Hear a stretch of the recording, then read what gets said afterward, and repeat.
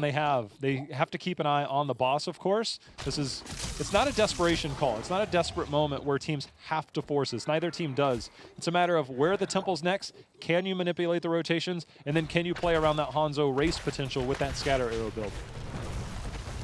Well, No Tomorrow's getting ahead in the early game, starting to lose momentum as they, well, I guess they just gained the lead from the boss steal, but desperate to get that momentum back. This is Game 1 in a highly anticipated series from both of these teams, so neither wants to fall behind in the first game of the series. Biggie's impact that we see at the bottom of the screen, staying out of vision, looking for opportunities where he can blink over as needed, find a target. Not going to find one there, but always a threat. So I've been really keen on watching his positioning, obviously taking over this Maev role for the team. It's been really good so far. It's just he's made the right plays. He's gotten the pick as needed. Tomster very far out there. But Blaze has shown up at the top, and ETC does have the global. Blaze does not. We'll see. No Tomorrow tries to manipulate that. Likely not, with Temples activating in 30 seconds. But if things go wrong, they lose one. They might be able to swiftly transition down to that, given that the Temples are top mid. I mean, the biggest thing is that vision right now, the eye, has such a tremendous amount of value. Yes. Controlling that means that you can either gank or not gank. You cannot gank from top down if you do not have that vision. So for ENDEMIC, they have so much to play around. They might start on mid-temple and trying to get the element of surprise there. There's a lot that they can do. The one thing that No Tomorrow is doing that's helping is by getting that camp. If that pushes out lane, that creates vision in the middle of the lane that can help No Tomorrow. They're going to find ENDEMIC here on the middle. Might have a fight breaking out over this mid-temple. Yeah, not only the eye, the vision, but the lanes that were pushed out too. ENDEMIC has had much better control of the lanes and, in my opinion, better setups, patience around the camps too. The engagement's going to start. We see stage up on the other side, but Iron Skin is quick to be used. It does body block now. You can see Biggie taking quite a bit of damage, but there's going to be a three-man Dragon Arrow to thwart any more advances, but Biggie was taking quite a bit of damage.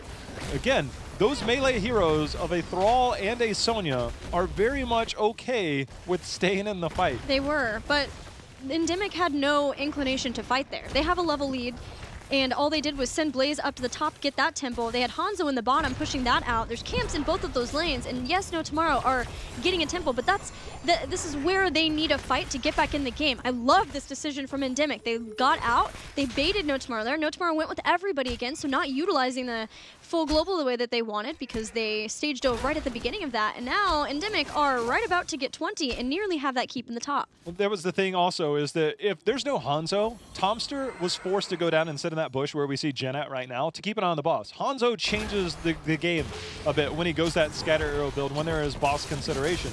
So for No Tomorrow, they couldn't commit any more resources anywhere else because they knew they didn't have vision. They didn't know where it was. So that changes quite a bit of No Tomorrow's approach. Now with the threat of 20 and the scatter arrow build, the lanes pushed out. They have vision, Blaze, anchoring, making sure to get vision in the choke points. This is a free boss. And with 20 and that keep already exposed, this could be a potential game-ending push here for ENDEMIC if they look to get aggressive. One pick is all it takes to snowball out of control. There's a big front line to get through. Earthquake's going to be back up in 7 seconds. That should help. And if ENDEMIC push too far up, they may expose Deckard Cain, but with a bunker, it's so difficult for No Tomorrow to get a quick kill that would staunch this. Boss moves forward. Dragon's Arrow from the back as Biggie goes in too, but the Dragon's Arrow was pretty much avoided. This is guaranteed keep. It's a matter of if ENDEMIC can get another kill. ETC trying to get 20, but that's going to be unsuccessful. He's going to have to stage dive in here. ENDEMIC already moving off to the side. Warden's Cage going to zone them out, as is the bunker. Stay on, listen, hitting all 5 members at one given point. Shields have fallen, Gilly. That is, they had Respect the Elderly too, which has the blind and silence after the fact, and ENDEMIC just get onto the core, no problem at all with that 20. Having the boss to stay a while and listen hit a lot of people, which slowed down the defense of this, and knowing that ETC was staying desperate, hoping to get 20 there, was just enough for ENDEMIC to seal the deal. Steal the game. Steal the deal, seal the deal, seal of scrolling. Everything worked out there. It seems every time stage dive comes in, you get to see the triangle starting to form. It's like, welcome to the party. You know, for ENDEMIC, Was it the cleanest victory? Probably not, but I would credit No Tomorrow's draft there. That Thrall Sonya pickup, I think, definitely made the Maiev pickup a bit more, or a little less impactful in that situation. So I feel No Tomorrow played well into that. We saw a couple of team fights, but ENDEMIC, for the most part, felt like they had control, and then that boss fight was probably the one questionable call for ENDEMIC. It seemed like the right call. I like the call, the snap judgment. It just missed the mark a little bit. What I do want to say, though, is that when you look at the draft, the support for ENDEMIC was left all the way until the end of the draft, last pick, so that they have the comfort to be okay with Michael Udall switching his support for the first time in his competitive career and say, we want to have a support that stops whatever you're going to do. We don't know quite yet what you're going to do drafting, so we want to be able to counter you. And then versus that melee, the hugely melee team of No Tomorrow, that Deckard Cain got a lot done. There was the one time where he also was melee, but other than that, it was a little very too well far done. forward. Yeah, I mean, Michael Udall, I think, showed that. I don't want to say Deckard is an easy hero to play, don't get me wrong. But I think it's a safer hero compared to some of the other ones. It's less risk involved with far more impact in that situation. It also seems like Deckard is a very good answer towards ETC, because no matter what, if you're trying to control the front line, you power slide in, you've probably got CC to deal with. And that's just coming from Deckard. You want a stage dive? Probably not happening because you're going to sleep. You want a mosh pit? Probably not happening because you're going to sleep. And I think that's one of the biggest counters that we've seen so far in the early goings towards ETC. So definitely, I think, was a statement that they waited till the last pick, said, well, we don't need it. You know, we feel confident, but it worked out well. Well, we're checking in with the Global Cheer Bar while we set up Game 2 between ENDEMIC and No Tomorrow. We're at 12 million cheers. You guys are freaking awesome. Thank you so much for continuing to support your favorite teams. And more to come. You can unlock those cool team items. I myself like a good Glook item. I'm not gonna lie. I think ENDEMIC's colors are sick. They're pretty I dope. think they're really cool. You know, obviously they were Team DJ for a short bit. Now ENDEMIC, and so those sprays, waiting to see them in game. I don't know. Are they there yet? I don't know. I just spam games, and I normally spam the Rainer. Wait. Okay, that's fair. I like the ha ha ha ha ha, the Lunara. Rainer finger wag in the Alarak. I want people to know you didn't get me, or I'm coming for you. It's always a good classic variant, question mark too. Don't forget about that one. Yeah. Where are we going for Game 2? The answer is Towers of Doom. And it's No Tomorrow's pick. Yeah, this is definitely a map that they, similar to what we see from Simplicity, they like to go to something like this. Infernal Shrines is another battleground they would do that on with their previous roster, but this is also another battleground. It gives them the opportunity to fight. I think that we'll see a lot of play around Dahaka. It seems like between our earlier series and this series, Dahaka has been prevalent. We saw Abathur in multiple occasions, whether it was pick or ban between Sky Temple and Towers of Doom. I think that's another consideration here for both of these teams, so a lot to play around on these battlegrounds. Yeah, No Tomorrow have shown a little bit of what their new identity is, which is very similar to before. They're aggressive. They want to be an aggressive team. They're going to draft double melee assassins and stick it to you if they can. But this is a place that allows them to continue that aggression. Maybe we get a Casanova Genji. I feel like his Genji is really good. Genji and Tracer are always going to be the most appealing options, and I think this is one. Casanova Genji, great, as you said, but we also have to keep in mind Cure on the Tracer, and Jaina is something that we saw multiple people play on this. Biggie, we know he's very adept at playing Li Ming or Tracer. Cure, obviously, on the melee now. Dansky, do we get a Medivh? There's so much to play around with these teams that any draft, I think, is possible, and as we come into this new meta, we don't know what to expect. Mid-season Brawl kind of changed the game a bit, and we've got even more changes on the way. Yeah, we had a large patch. The armor patch is what we're playing on, which seems to have somewhat affected the warrior pool, but not too much because we still had quite a lot of Johanna. This is a favorite battleground for both of the teams, at least what we knew from them in Phase 1. This is the only overlapping map that they both prefer in their pool, so I'm expecting fireworks for this game too. Again, the Medivh factor for ENDEMIC, the fact that we know that they can run Maiev, and I wouldn't say it was stellar, but again, it was drafted against very well. Yeah. But the Maiev, too, because Biggie can just be like, all right, well, I'll go back to playing a ranged damage dealer, and then we'll see Medivh come over for Dansky. No Tomorrow. Genji and Tracer yes, both that's what I now. wanted to say with an Abathur ban. No Tomorrow say, okay, fine, no Malfurion, and then we're guaranteed to get one of them. Super cool. But you talked about Medivh, and Damesky is thought of as the best Medivh in North America. Octalis has only played Medivh one game in all of Part 2, conspicuously absent given the fact that that is the Medivh team originally. Oh. Okay, last pick Deckard, first pick Deckard. Whatever, you know. Tyrael Blaze, things are getting spicy already because you don't go Tyrael unless you're looking to be aggressive. And now we might know a little bit more about why No Tomorrow chose to ban Tyrael over the Stukov. First of all, Stukov wasn't even picked by ENDEMIC anyway. They got their Deckard Cain. But there is still some high value for No Tomorrow on Tyrael. When we see compositions that have Tyrael and Blaze, the biggest issue is overlapping of abilities. So we gotta make sure that Bunker and Sanctification are used in conjunction well between Jhin and... Who am I missing? Who am I thinking? Tomster. Tomster, that's right. Switch now. It's like, wait a minute. Hold on. Yeah. He's back to that melee between the two of those. Well, Blaze and Tyrael, both are melee. Taunt is a thing. If we do see a Garrosh pick Deckard, we know we can stay on there. But again, the Tracer and Genji are both up. You can't ignore them both here, can you? I'd say no. Unless Hanzo. Yes. Another Hanzo for ENDEMIC. Dahaka 2. Kira gets the global for the side lane. Not going to be available for No Tomorrow now, not with Abathur being gone and Tyrael and Blaze already chosen. The ultimate disengage. Sanctification, Bunker, Mighty Gust. Just stay away from team fights forever. I don't expect that. But Falstad, you know, has entered his way back into the meta. So it's still a potential pick. You could use that as a second damage dealer, the extra global just in case. Oh. We talk about Sanct Bunker. Did you see any judgment in Part 2?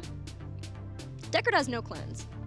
I mean, if we did, it was probably forgettable. It would have been this team, though. Equinox loved Judgment, didn't he? I remember in Part 1 he played it. Yeah, you know, we'll Not go back. a fan. We'll go back on our notes. Oh. There she is. Sergeant Hammer. Popping up in a ban.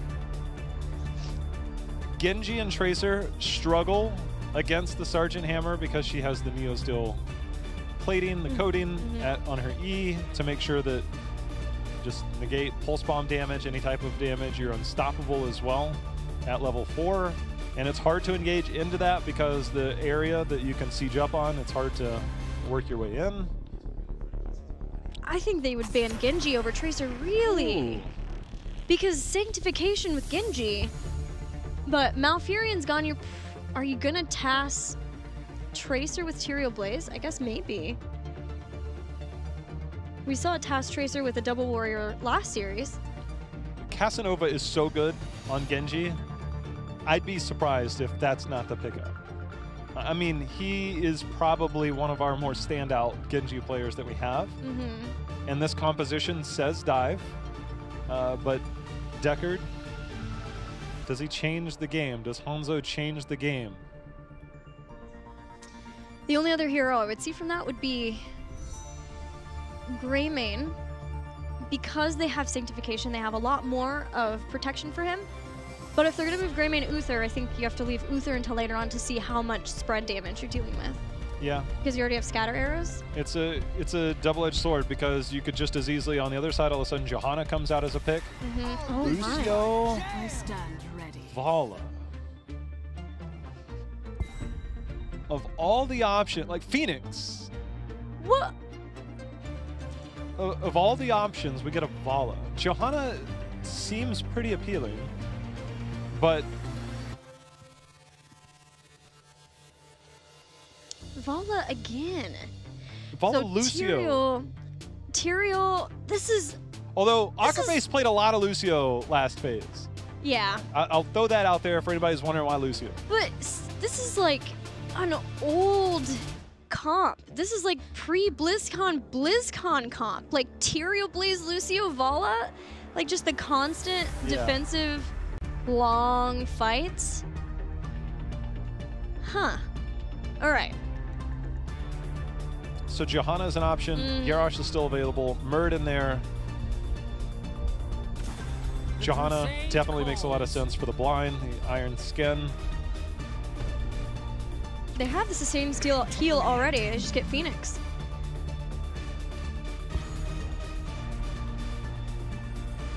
All right.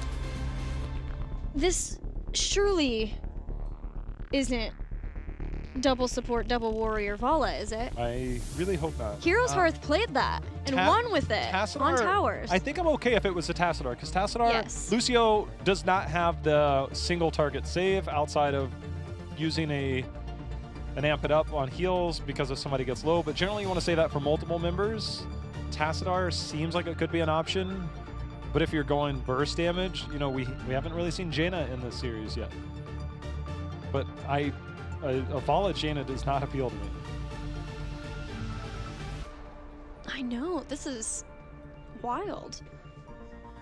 I cannot figure out what I like with this. With No Tomorrow, you know, Nasmus Vala was very strong. Excuse me, Nasmus. I don't even know where I'm going with Nasmus. Casanova, very strong on those heroes, but now with Genji coming in, definitely that makes it a Jay Shrite. For sure. First Vala back.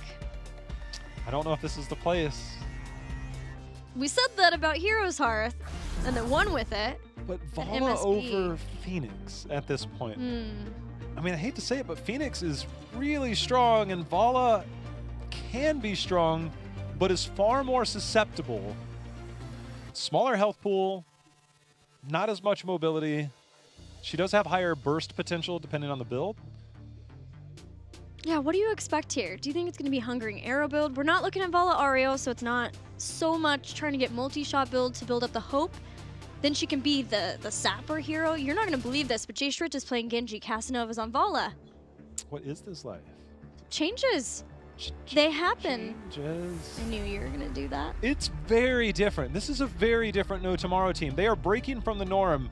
It seems like anytime I want to praise somebody, they're like, no, we're doing something different. Like Casanova and Genji, it was almost synonymous for all of Phase 1.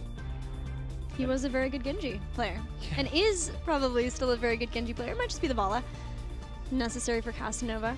We heard rumblings about Vala at MSB though, correct? Yeah, but when Vala came out, it was not exactly the expected Vala that I think a lot of people wanted. And then everybody's like, look, let's go back to Hanzo. Oh yeah, he still works.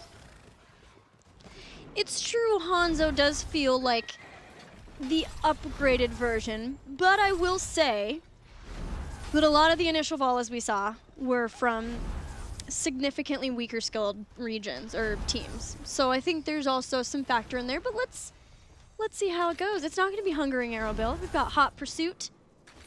That mobility. We'll see how it plays out. Double range versus double range. The Genji has the dive. Genji onto Hanzo, Genji onto Phoenix. They're hard to get onto and kill with their mobility. The other thing is, I've been playing a lot of Genji lately. A Genji diving into a Deckard, I can tell you one thing, trying to 100 to 0 a Deckard, even 75 to 0 a Deckard who can just self-heal.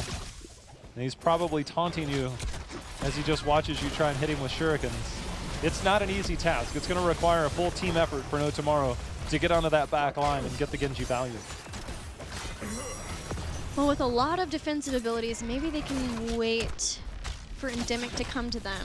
I think, again, it's going to depend on where Michael Udall gets set up for those stay-a-whiles. But this is not quite as melee-heavy as we saw before. I just want to point out how well Endemic responded to that Genji. My eyes were glued on that. The way that they played that. And then we saw the use from Phoenix there. Arsenal synergy? Yeah, that play there was beautiful to watch. If you're a fan of just regular old mechanics like I am, that was amazing to watch. The thing that I was wanting to point out about that is, you know, we had the Swift Strike range reduction a little while ago, so trying to back out with that, Arsenal synergy can help try to secure the last kill on that. And Vala, if you're waiting and holding your vault until the very end, hoping that you can back out with low health, also might be too much for her to handle. So I love the Arsenal synergy pickup here. Well, the response here from No Tomorrow, rotating the Blaze down to the mid lane. This is a very common rotation. You know, we saw Tempo Storm abuse that global very early on in phase 1. They would just come down, invade, and then a lot of teams started to adapt to that. And they would bring their solo down to the mid lane for a quick and easy rotation. So definitely something that No Tomorrow been working out. Tomster showing he very much aware of his position. Sapper versus Sapper fight starting to go in favor of No Tomorrow. They're trying to escort these in further using the shielding of Tyrael to help with that. Also picked up Justice for All, so it's increased. There's the Arsenal synergy again. Biggie goes in for the warp kill. Wow. The shield necessary to save Vala. Tomster dealing with Cure up here in the top lane. A Blaze versus Dahaka generally plays out a lot like what you're seeing right now. We've had a lot of action in the 4-man rotations so far. We're going to see. We saw a very good use of the global earlier as Dancy's going to go ahead and agility on out of there. Again, that's one of the hardest things is between a Hanzo and a Phoenix and a Deckard who has that armor and self-healing, it's very hard as a Genji player to go it alone. So it's really going to come down to it. Is judgment a thing? Yeah. Maybe. On it. We've already seen Jen have so much trouble getting onto Endemic because of that Deckard Cane. Sapphire slow, that's a 65% slow. It's not very easy to deal with. And then the root. Akaface needs to get out of here. I don't think Casanova can get in for the interrupt. Michael Udall completes the channel. Cure trying to get over there, unable to do so.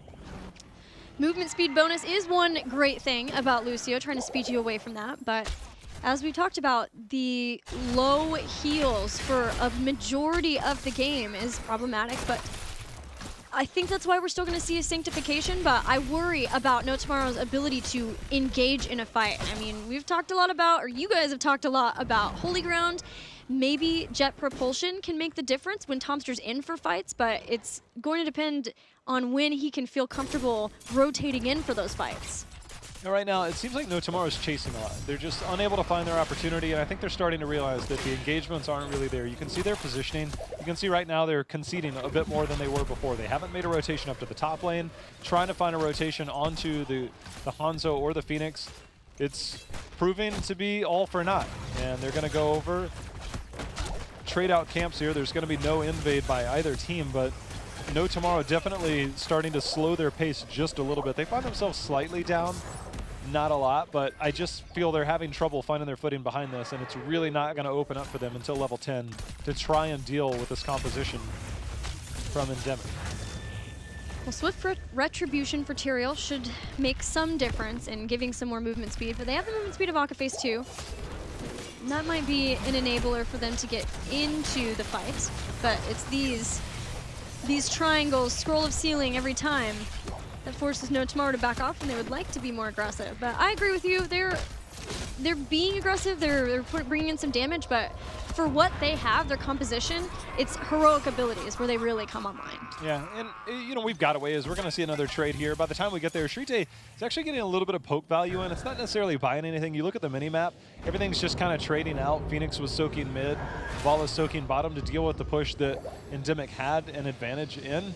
It's not really netting anything. It's buying a little bit of time so you can get to that race towards 10. That's pretty much all you're getting from No Tomorrow in that poke value there. Even that, you can see there. Biggie, shield goes down. No further damage to come from it. Shield comes back up. No trouble. If I'm on this Phoenix right now, I am just loving life because I'm just sitting back here and it doesn't really feel like anybody's going to get to me. Teams are starting to work their way toward level 10. With Endemic, a focus on the top sappers. Bringing people up just in case this happens. No Tomorrow snips this out and chooses to engage. Given that you have a Genji, you can make these kinds of rotations. And the Lucio, too. That propulsion back in, trying to get on the point. Tomster very low, doesn't have bunker yet. Just flat goes down. Just too much to overcome. Akaface wall riding right now, trying to get that. You can see Biggie looking for an opportunity to go in, see if he can follow up and get more damage in, searching. Unable to find him, but the damage is done. Another kill here for Endemic. Structurally starting to come into control here as Endemic rounding 10. Nice knockback by Akaface, keeping Jen a little bit safer. But with 10 now, The next altar down in the bottom lane, they're gonna bully their way in. No 10 yet for No Tomorrow. They clear the wave. They're gonna take this wall, stretch their lead a little bit, give them more